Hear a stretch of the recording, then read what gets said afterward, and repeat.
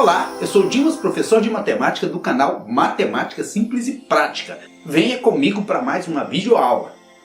Para você que quer se preparar melhor para concursos públicos, para vestibulares, para o Enem ou mesmo melhorar o seu rendimento em matemática, eu vou estar publicando, como eu disse na aula anterior, uma série de videoaulas sobre funções, e essa especificamente é sobre função quadrática. Antes de começar o estudo de função quadrática propriamente dito, é preciso a gente saber exatamente qual é o verdadeiro sentido de função quadrática. Por que função quadrática? Porque a função possui um x elevado ao quadrado. Vamos então a um exemplo de situação que envolve função quadrática. Quando o jogador chuta uma bola, esta descreve uma trajetória em forma de parábola.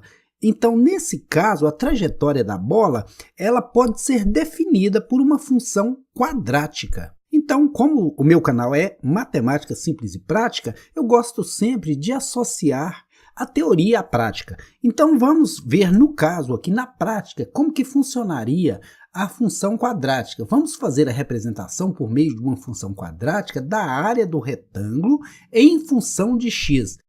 Por exemplo, nessa situação problema, onde você tem um retângulo e quer saber a área desse retângulo em função do tamanho dos seus lados, é possível escrever uma função quadrática. Vamos supor aqui que a altura desse retângulo fosse 4x, 4 vezes um determinado valor que eu desconheço, e que o comprimento fosse esse valor mais 5. Então, a função quadrática que descreve a área desse retângulo em função do tamanho do lado é a seguinte, f de x. Por que f de x? Porque a área do retângulo vai variar em função do valor do x. É igual x mais 5 vezes 4x, porque área de retângulos é base vezes altura. Como a base é x mais 5 e a altura é 4x, essa função vai ser x mais 5 vezes 4x, onde x vezes 4x dá 4x ao quadrado. Onde 5 vezes 4x, 20x. Então, a função que define a área desse retângulo em função da medida dos lados é a seguinte, f de x igual 4x ao quadrado mais 20x. Isso vale para quaisquer valores que você atribuir ao x. No caso de a gente atribuir o valor 0 ao x, nós vamos ter o quê? Nós vamos ter f de 0, né? A função quando x vale 0 é igual a 4 vezes 0 ao quadrado, olha, x ao quadrado, 0 ao quadrado, mais 20x, 20x, 20 vezes 0, porque nesse momento eu estou atribuindo o valor 0 ao x. Então, 0 ao quadrado aqui vai dar 0 mesmo, 20 vezes 0, 0, 4 vezes 0 aqui, 0 mais 0, 0, nada. Então, a área desse retângulo, no momento que o x vale 0, é quanto? É nada, é 0 também. Nós podemos até fazer essa comprovação. 4 vezes 0, 0. 0 mais 5, 5. E a área é base vezes a altura, 5 vezes 0, 0. Olha que nem existiria um retângulo nessas condições. Por quê? Porque o x é 0, porque o seu lado é 0. Logo, a sua área também seria 0.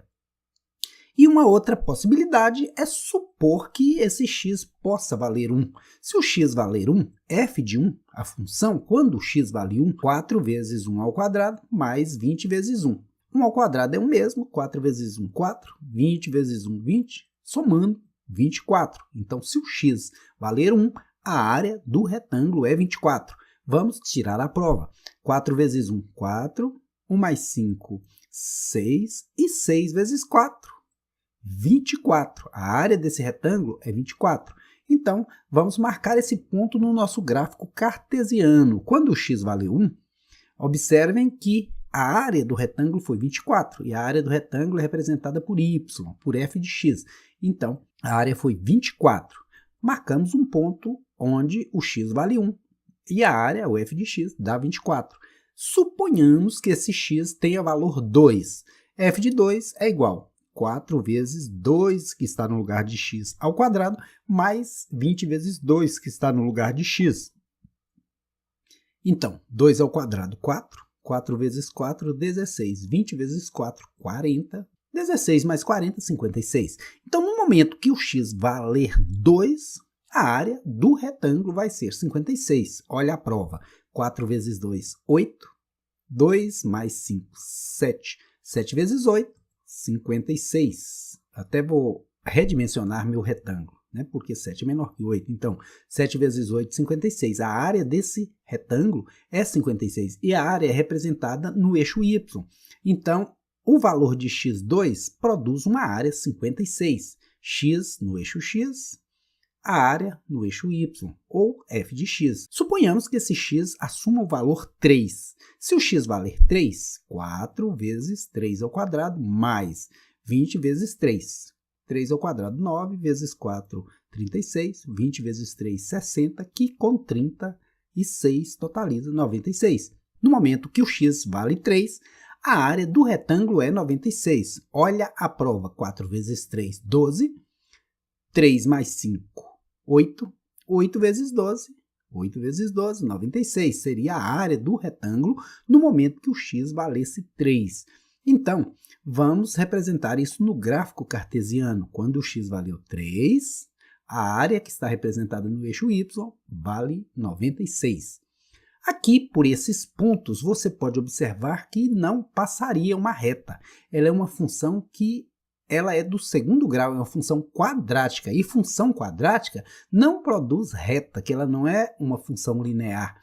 Ela é uma função que produz um gráfico com uma parábola de concavidade, nesse caso, voltado para cima, porque o a dessa função é positivo. Se o a fosse negativo, se o primeiro termo aqui, onde tem x ao quadrado, fosse negativo, ela seria de concavidade voltada para baixo. E por que não tem parábola anterior ao zero? Porque em nenhum momento, em medida de nenhum retângulo, pode haver um lado negativo. Era o mesmo que você dizer, minha casa mede menos 2 metros de largura, minha casa mede menos 10 metros de comprimento. Então, não existe medida negativa em relação a áreas. Aqui apareceu um pontilhado para expressar que, em alguns casos, aparece sim. Agora, nesse caso específico de área não aparece, por isso que tem um pontilhado dizendo, olha, se fosse em alguns outros casos, poderia usar valores negativos para o x. Nesse caso especificamente não.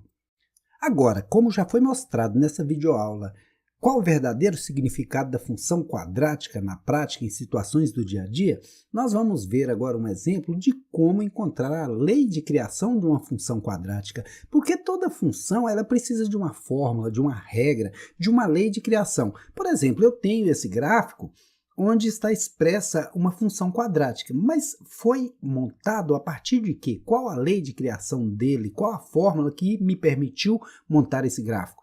Toda lei de criação de função quadrática, ela começa em f de x é igual a ax ao quadrado mais bx mais c. Qual o significado de cada parte dessa? F de x quer dizer a variação nesse eixo y.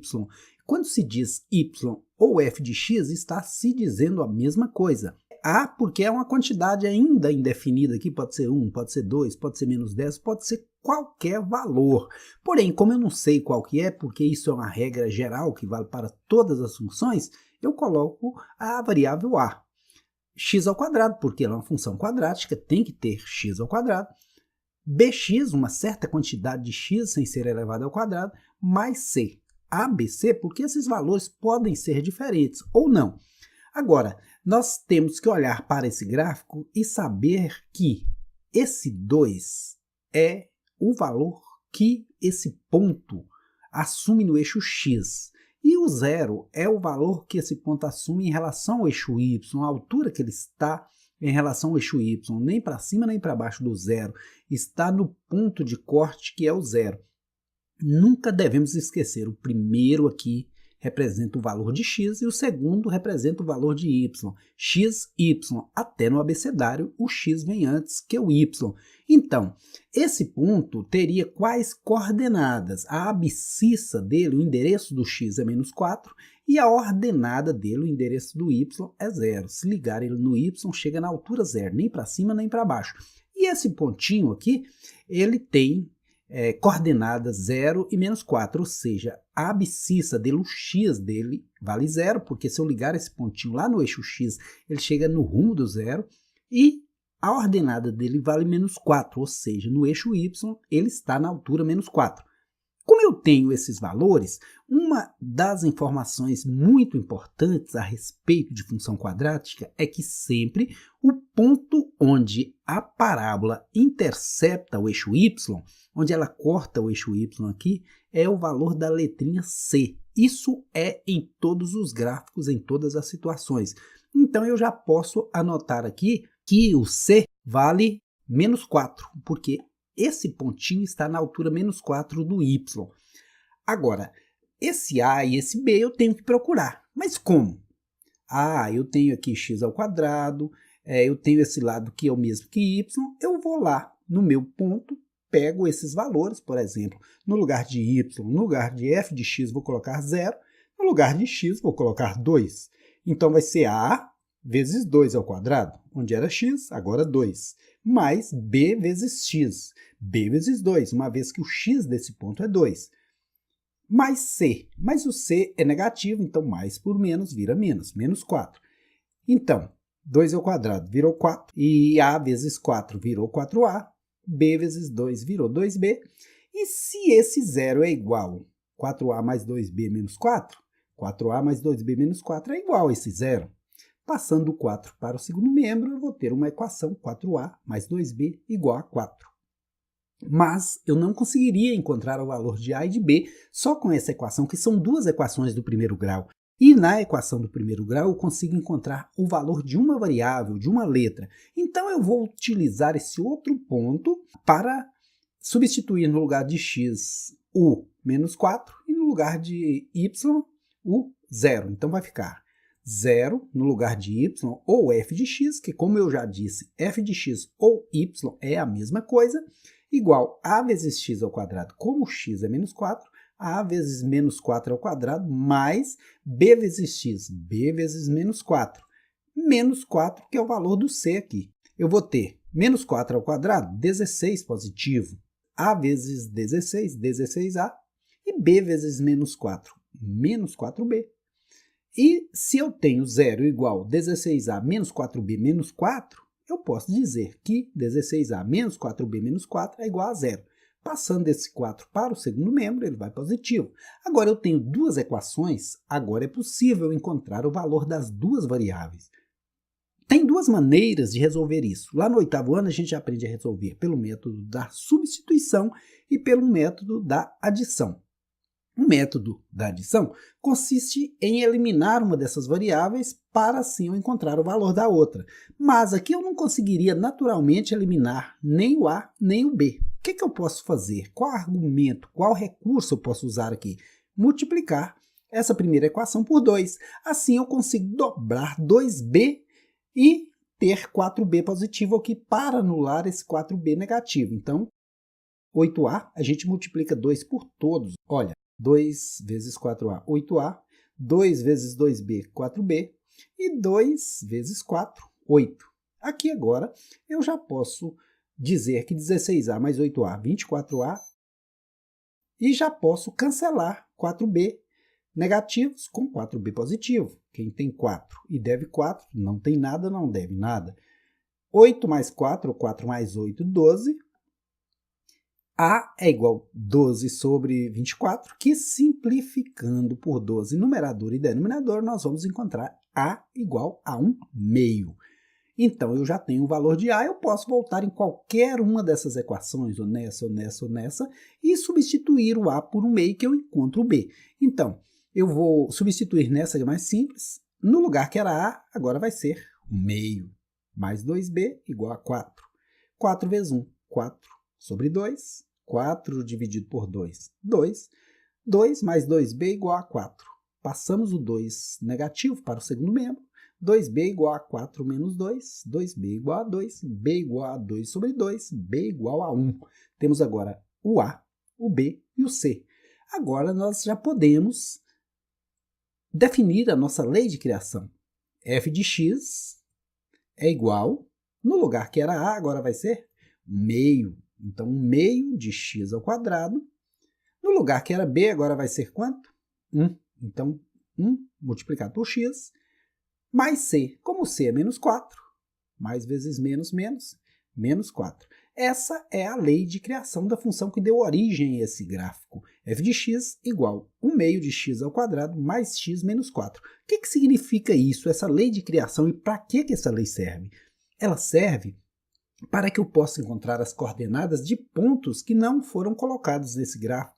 Se eu colocar um pontinho aqui, ó, e ligar ele, por exemplo, lá no 1, eu conseguiria saber qual é o correspondente dele aqui com certeza. Ah, mas esse gráfico meu é muito grande. E se eu quiser saber, num exemplo, quando for o valor de x 100, não caberia na minha tela. Porém, se eu substituir esse 100 aqui no lugar do x, eu acho em qual valor, em qual altura do y ele chegaria, ok?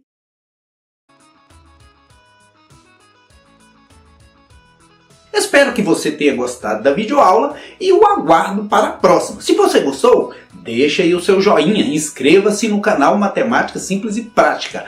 Muito obrigado e bons estudos!